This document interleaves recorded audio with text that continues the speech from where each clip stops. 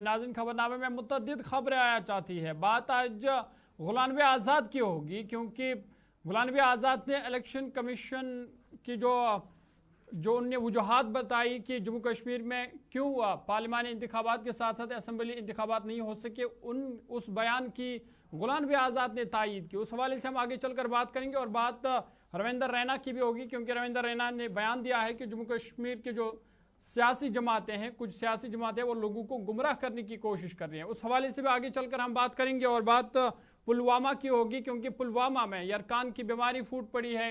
कई रोज से बच्चे मुतासर हो रहे हैं, लेकिन अभी भी उस पर काबू नहीं पाया गया। इन सब मामला पर हमारी खास नजर रहेगी, लेकिन खबरनामे की शुरुआत गुलाम नबी आज़ाद के बड़े बयान के साथ। और गुलाम नबी आज़ाद ने चीफ इलेक्शन कमिश्नर के फैसले की तायीद की है। उन्होंने कहा कि आम इंतखाबात के 1 महीने के बाद जम्मू कश्मीर में असम्बली इंतखाबात कराए जाए, और उन्होंने कहा कि तब तक 10 साल भी मुकम्मल हो जाएंगे। आपको बता दें कि गुलाम नबी आज़ाद ने जम्मू कश्मीर में लोकसभा इंतखाबात के साथ साथ इंतखाबात असम्बली इंतखाबात में कराने पर चीफ इलेक्शन कमीशन के बयान की तायीद की है।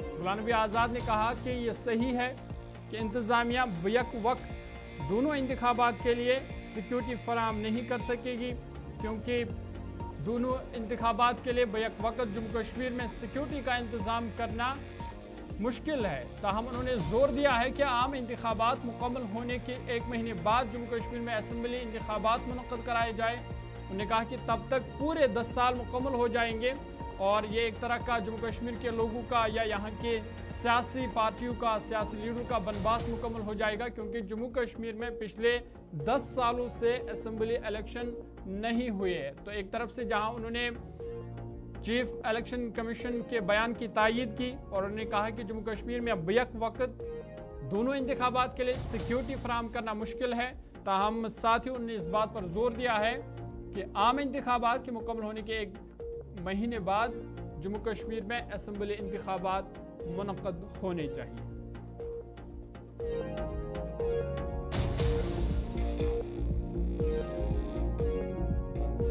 रिपोर्ट है वो देगी। अब वो मीटिंग खत्म हो गई, उसका काम खत्म हो गया। अब वो सरकार राष्ट्रपति को दे दिया रिपोर्ट, और राष्ट्रपति के बाद वो गवर्नमेंट को ही जाता है। वो गवर्नमेंट और इलेक्शन कमीशन को उसमें देखना होगा। नहीं, कांग्रेस की जब सरकार थी तब भी ऐसे ही था, 7 और 8 फेजेस में था। वो जो रिपोर्ट है वो देगी। अब वो मीटिंग खत्म हो गई, उसका काम खत्म हो गया। अब वो सरकार राष्ट्रपति को दे दिया रिपोर्ट, और राष्ट्रपति के बाद वो गवर्नमेंट को ही जाता है। वो गवर्नमेंट और इलेक्शन कमीशन को उसमें देखना होगा। नहीं, कांग्रेस की जब सरकार थी तब भी ऐसे ही था, 7 और 8 फेजेस में था। वो जो रिपोर्ट है।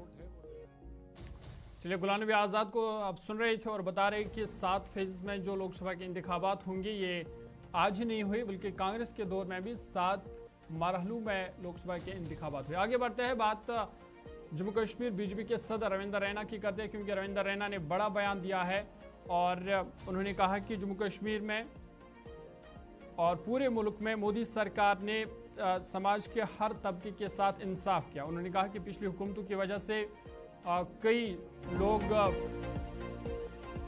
लोग के साथ नाइंसाफ़ी हुई, ताहम पिछले 10 वर्षों में वज़ीर-ए-आज़म नरेंद्र मोदी ने समाज के हर तबके के साथ इंसाफ किया, तमाम लोगों को इंसाफ फराहम हुआ, और उन्होंने कहा कि जो वादे किए गए थे वो कहीं ना कहीं पूरे हुए। आपको बता दें कि जम्मू कश्मीर बीजेपी के सदर रविंदर रैना ने कहा कि पहाड़ी तबके से वाबस्ता लोग जो पिछले कई सालों से अपने हक के लिए जदोजहद कर रहे थे, उन्हें मोदी सरकार ने इंसाफ फराहम किया और उन्हें एसटी कोटे में शामिल किया गया। रविंदर रैना ने कहा कि गुजर बकरवाल तबके से वाबस्ता लोगों के एसटी कोटे के साथ कोई छेड़छाड़ नहीं हुई, ताहम कुछ सियासी जमातें लोगों को गुमराह करने की कोशिश कर रही हैं। रविंदर रैना ने कहा कि कांग्रेस, पीडीपी और नेशनल कॉन्फ्रेंस ने अपने दौर हुकूमत में पहाड़ियों और गुजर बकरवालों के साथ नाइंसाफी की है, उनका इस्तेहसाल किया है, ताहम मोदी हुकूमत ने समाज के हर तबके के साथ इंसाफ किया।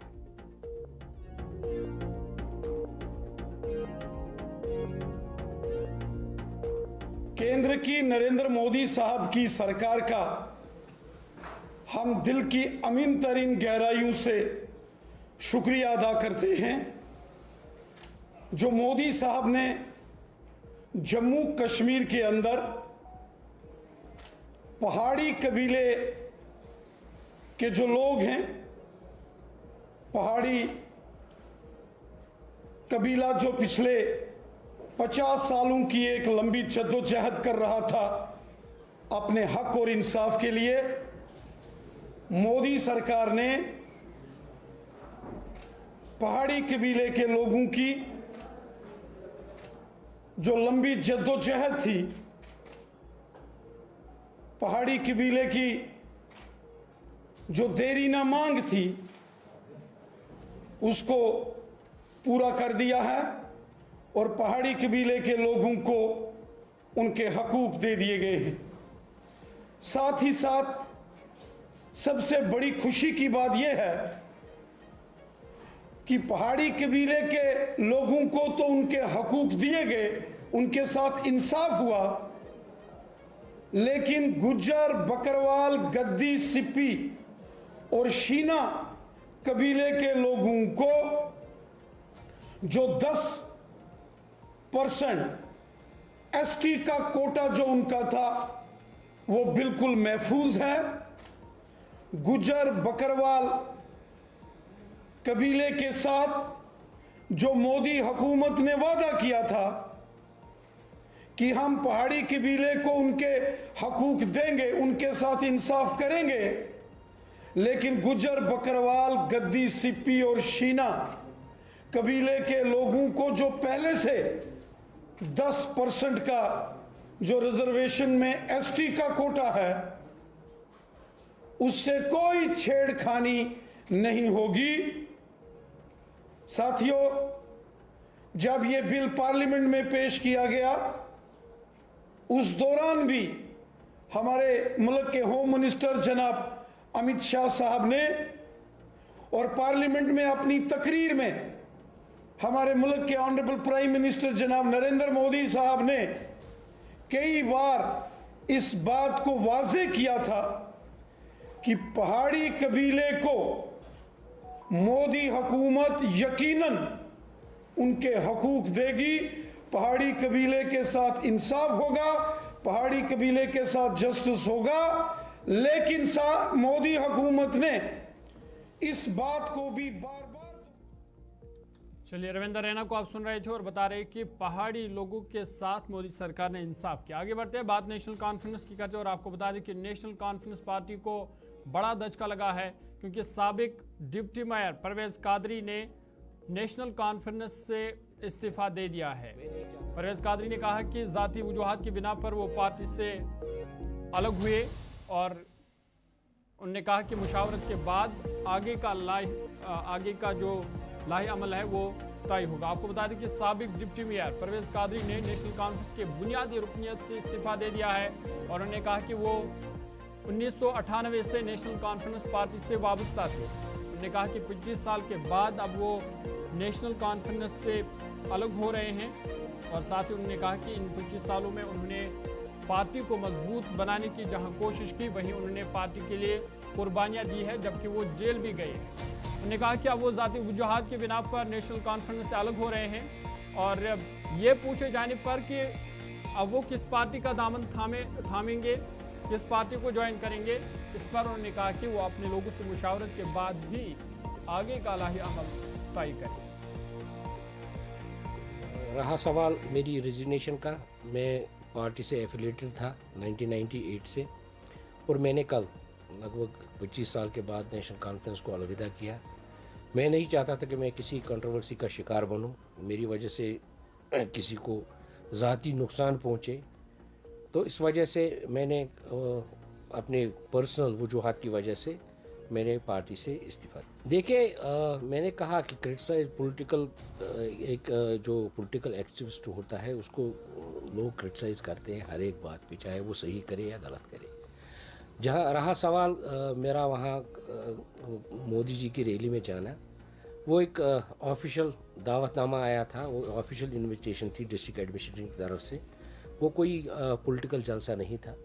मैं वहाँ पे गया एज मुझे फॉर्मर डिप्टी मेयर की हैसियत से वहाँ बुलाया गया था और मैं गया और मैंने कहा आपको कि ये सब लोग जब पार्टी में क्रिटिसिज्म होता है तो मैं नहीं चाहता हूँ कि कोई मेरी वजह से निशाना बने। मैंने अलहदगी अख्तियार की नेशनल। देखिए अभी हम लोग सारे बैठ रहे हैं, जो भी नेशनल कॉन्फ्रेंस से अलहदे हो गए मेरे साथ में हैं और भी लोग जुड़ने वाले हैं बहुत सारे मेरे साथ। तो हम बैठ के ये फैसला करेंगे, जो हमारा फैसला होगा, हम किस पार्टी में जाएंगे, इंडिपेंडेंट रहेंगे शहर में या किसी पार्टी को सपोर्ट करेंगे, वो मिलजुल के जो हमारा फैसला होगा वही आपके सामने। जी देखिए, यहाँ पे बात बोलने का किसी भी पार्टी ने इख्तियार नहीं रखा है। लगभग तो हर कोई डिजिग्नेटेड होता है बात करने के लिए, ऐसा कुछ भी नहीं है। हम जब लोगों की बात होती है हम वक्तन फ़वक्तन आपके माध्यम से तो हम लोगों तक पहुंचाते हैं, या सरकार को पहुंचानी होती है वो तो हमसे होता है, वो तो हम करते ही हैं।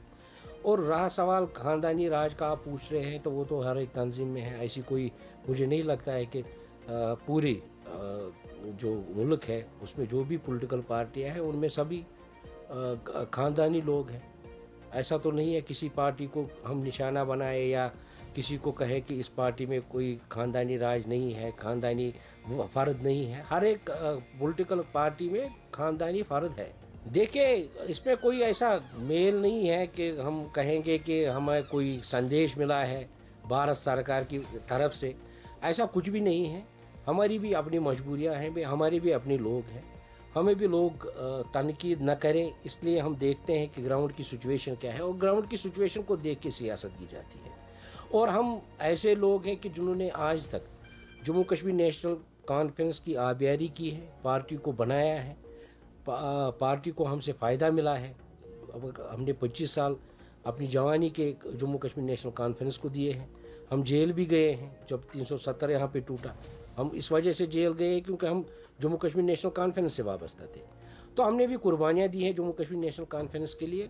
और हम ये चाहते हैं कि अब वक्त आ गया है कि हर एक को मौका मिलना चाहिए बात करने का। चलिए, साबिक डिप्टी मेयर परवेज़ कादरी को आप सुन रहे थे और बता रहे थे कि उन्होंने भी पार्टी के लिए कुर्बानियाँ दी है, लेकिन अब वो ज़ाती वजूहात की बिना पर पार्टी से अलग हो रहे हैं। आगे बढ़ते हैं, बात पुलवामा की करते हैं, क्योंकि पुलवामा में यरकान की केसेस में लगातार इजाफा हो रहा है। बड़ी खबर आपको बता रहे हैं पुलवामा से, जहाँ पे यरकान की केस में मुसलसल इजाफा हो रहा है। और इतलात के मुताबिक अभी तक करीबन 40 अफराद जो है वो उनके टेस्ट मुस्बत आए हैं, पॉजिटिव आए हैं। 40 से ज़्यादा अफराद इस बीमारी से मुतासर हुए हैं, ताहम अभी भी इस पर काबू नहीं पाया गया। आपको बता दें कि जनूबी कश्मीर पुलवामा के बल्लू इलाके में यरकान की बीमारी फूट पड़ने से अब मुकामी लोगों में भी तशवीश पाई जा रही है। मुकामी लोग इस हवाले से परेशान हैं और तकरीबन 40 बच्चे इस बीमारी से मुतासर हुए हैं, जबकि मज़ीद लोगों के केसेस अभी भी वहाँ पे मुस्बत आ रहे हैं, जिस वजह से लोगों ने इल्ज़ाम लगाया है कि अभी तक महकमे सेहत की जानिब से कोई डॉक्टर की कोई टीम वहाँ इलाके में नहीं आई, ताकि ये जो बीमारी है इसकी सही वजह तलाश की जा सके। लोगों ने इल्ज़ाम लगाया है कि कोई भी यहाँ पे सेहत की टीम यहाँ पे नहीं आई है, जिस वजह से केस में फ़िलहाल मुसलसल इजाफा हो रहा है। मुकामी लोग क्या कुछ कह रहे हैं वो आपको सुना दें, उसके बाद सीधा अपने नुमाइंदे के पास पहुँचे।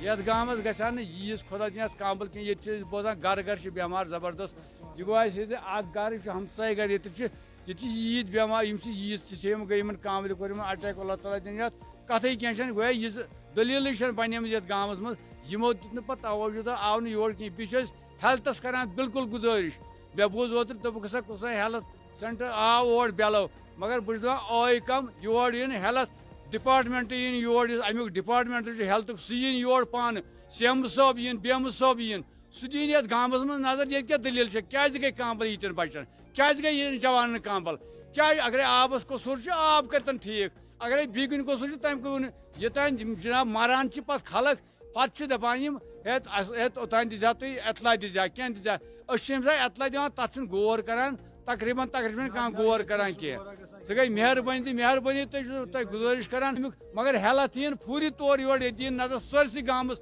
घर पे घर वुन ये बात हजरत बेलोदर कुंड पे गामस मज आब प्रॉब्लम गमस क्यूर जैसे वाटर सप्लाई सब गसान तत क्यूर आज बो 5-10 वरी खोदमुत मगर तथ वो कैंसो रेतों पे रब खसान तकरीबन ये वनकस तकरीबन 30-40% बच्चे जन इन्वॉल्वमेंट गम तिम अमे दादी अमे कामली हज तो सोरे गाम वनकस मुंतशिर अथ मज कि ये क्या करो यह क्या दलील तो युद्ध जन अस कर पुलवामा के लोग बता रहे हैं कि वो मुतासर हुए, इससे काफ़ी परेशान हैं क्योंकि महकमा सेहत इसकी तरफ कोई तवज्जो नहीं दे रहा है। सीधा पुलवामा आपको ले चलेंगे, हमारे नुमाइंदे आदिल हमारे साथ है। आदिल, अपडेट कीजिएगा क्योंकि मकामी लोग इल्ज़ाम लगा रहे हैं कि अभी तक कोई भी महकमा सेहत की टीम वहाँ पे नहीं पहुँच चुकी है।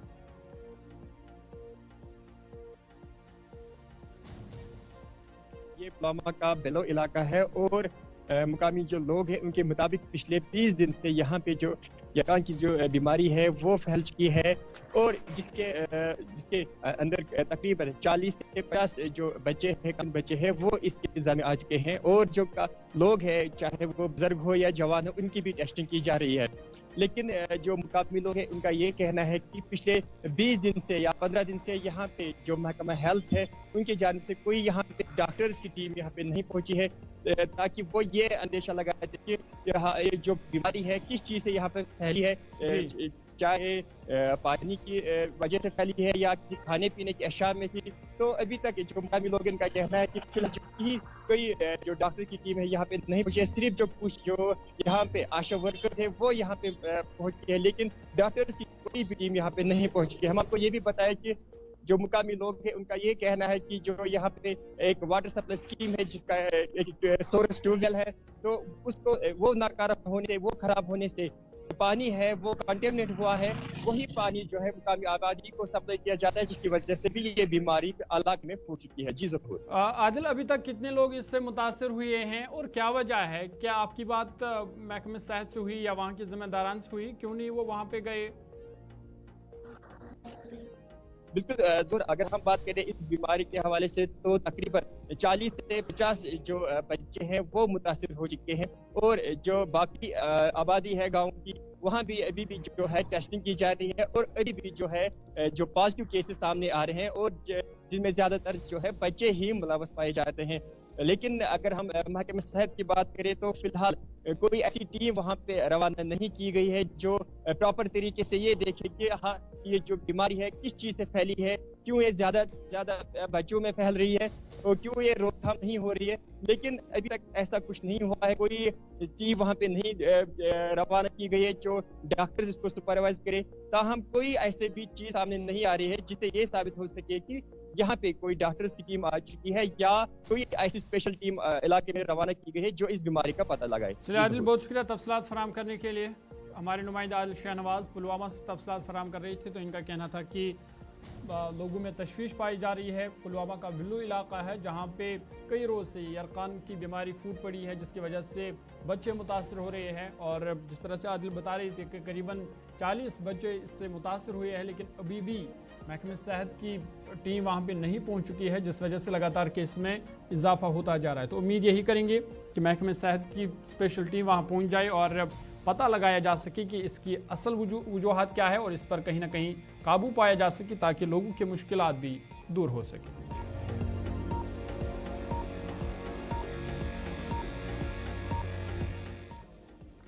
श्रीनगर में आज पहली बार फार्मूला 4 कार रेस का इनेकाद किया गया। ललित घाट से नेहरू पार्क तक फार्मूला 4 कार रेस का इनेकाद किया गया जिसका इफ्तिताह सूबाई कमिश्नर कश्मीर विजय कुमार भदौरी ने किया। रेस में मारूफ फार्मूला ड्राइवरों और शायकीन ने हिस्सा लिया। इस सिलसिले में डिवीजनल कमिश्नर कश्मीर विजय कुमार भदौरी ने कहा कि 2 रोज़ कबल एक मीटिंग हुई थी इस वाले से ताकि इस तकरीब के कामयाब इनेकाद के इंतजाम को यकीनी बनाया जा सके। श्रीनगर में फार्मूला 4 कार रेस की मेज़बानी को एक बड़ी कामयाबी करार देते हुए डिवीजनल कमिश्नर कश्मीर ने कहा कि ये मौका कश्मीर के खेलों से मोहब्बत करने वालों के लिए ऑप्शंस का मैदान खोलेगा और वादी के शायकीन के लिए कैरियर के एक नए ऑप्शन का आगाज़ भी होगा। उन्होंने मज़ीद कहा कि इस तरह के शोज़ कश्मीर की एडवेंचर टूरिज़्म को भी इससे फ़ायदा होगा। वहीं ड्राइवरों की हिफाजत को यकीनी बनाने के लिए पहले से टाइप 2 टायर ब्रिगेड की तनसीब की गई थी जिसमें रास्ते के दोनों सिरों पर रेड ब्रिगेड्स के अलावा 2 अहम निगहदाश्त एम्बुलेंस और आग बुझाने वाले आलात के साथ साथ एक तिबी टीम की तैनाती भी अमल में लाई गई थी। इवेंट के लिए मुनासिब हिफाजत इंतजाम और ड्रोन से भी निगरानी की जा रही है।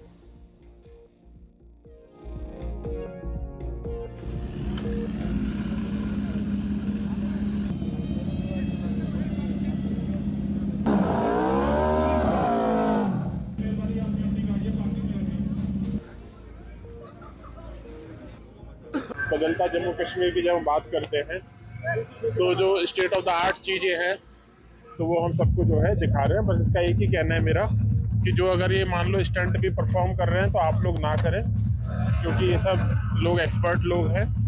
तो एक बार आप उस लेवल पे पहुंच जाए उसके बाद आपको जो करना है करें, लेकिन इसको बस उस हिसाब से ना देखें। हाँ, ये देखें कि एक जो चीज़ जो पूरे वर्ल्ड ओवर दिखाई जाती है जो होती है, हमारा जम्मू कश्मीर में कभी पीछे नहीं। बिल्कुल ये सब उसी के हिसाब से किया गया है, ठीक है। और अभी इलेक्शन भी अनाउंस हो गए हैं तो आपसे फिर रिक्वेस्ट है कि सब ज़्यादा से ज़्यादा वोट भी करें उसमें। हाँ जी, मैं श्रेया लोहिया हूँ, मैं 15 साल की हूँ और मैं हिमाचल प्रदेश से हूँ। मैं ये गाड़ी दूसरी बार चला रही हूँ तो मेरे लिए काफ़ी नया एक्सपीरियंस है अभी भी, पर मैं बहुत मेहनत कर रही हूँ और देख रही हूँ जैसे जाएगा और इससे और वुमेन भी मोटर स्पोर्ट में आते रहेंगे होपफुली। मुझे लगता है इंडिया के कोई भी कोने में बहुत स्कोप है वुमेन के लिए, स्पोर्ट्स में, मेन के लिए भी मोटर स्पोर्ट्स में स्कोप है definitely. I think just support चाहिए फैमिली से एंड दूसरे कंपनी से, स्पॉन्सर से। तो आई डोंट थिंक ऐसे नामुमकिन टाइप की चीज़ है। आई थिंक वुमेन डेफिनेटली आ सकता है, मैन भी आ सकता है। आई थिंक कश्मीर से हम बहुत अच्छे रेसिंग ड्राइवर्स भी देख सकते हैं फ्यूचर में। हाँ जी, उनसे चलिए, अभी तक के उर्दू खबरनामे में फिलहाल इतना ही। अपने मेज़बान ज़ुहूर लोलाबी को दीजिए इजाज़त। देश दुनिया की बाकी खबरों के लिए आप देखते रहिए गुलिस्तान न्यूज़।